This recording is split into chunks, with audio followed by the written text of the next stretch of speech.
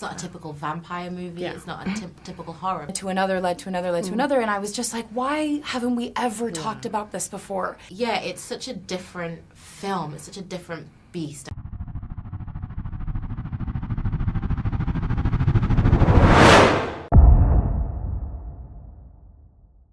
Hi guys. Hi. Thank you for sitting down with us. We are from NNESAGA. My name's Tayo. Stephen. First of all, amazing film. Congratulations. You both did like super well. Like honestly, like both your roles, you did really well. My first question is for Wunmi. This isn't your first supernatural / horror role. We've seen you in projects such as His House and Lovecraft Country, which is one of my favourite shows, by the way. How different was it preparing from those roles to this role, like being in the same genre, or were there like similarities? They felt really different. I mean, I feel like each project kind of focuses on a different thing, and they use different kind of genre tropes within them. The preparation for this for me was really about like understanding Annie and her beliefs, her love, her grief, her understanding, her power.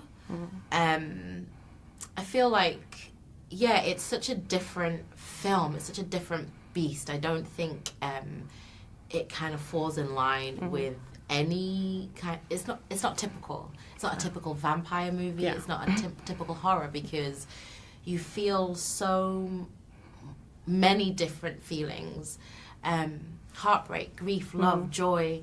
You feel the ancestors, and I felt like a real a sense of my place within my ancestry and where, what my gift, my purpose, how it will reverberate. So very different. Yeah, it was very different for me. Question to you, Hailee, is you said that when reading the script, you felt a privilege to feel connected to this role.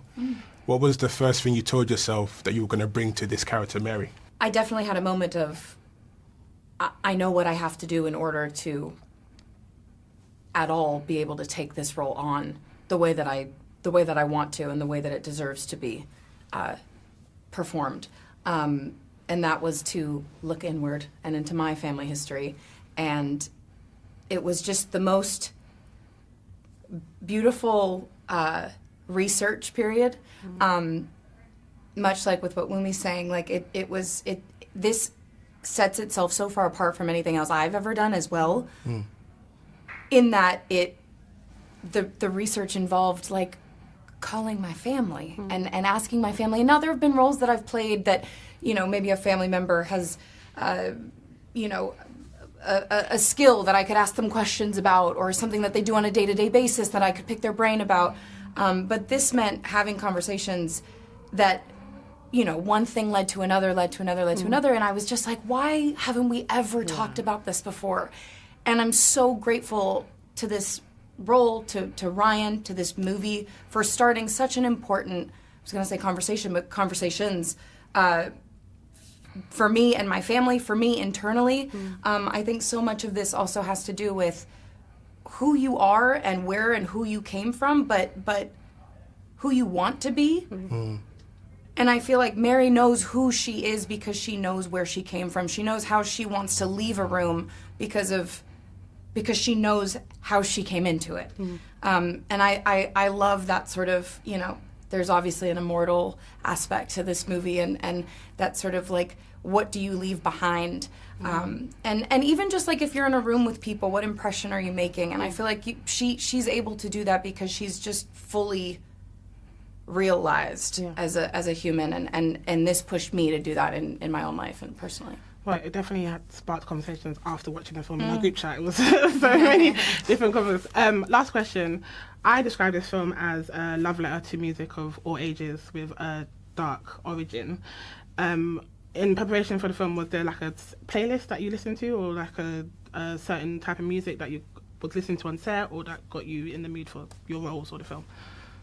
I mean, blues music, obviously.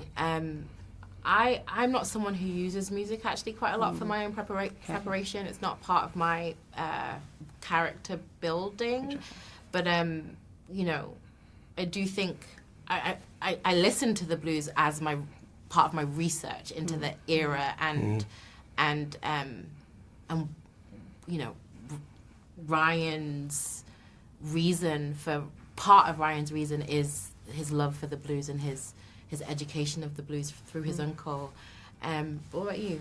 During the read-through, it was one of the most amazing read-throughs because they actually played the music and Miles sang in the moments that he would sing. And that doesn't normally happen. You'll like bump through it or you skip over it, or, you know, and you're just sort of left like, I don't know, you don't get the feeling of it, especially if you're maybe not in that scene directly that musical moment is happening.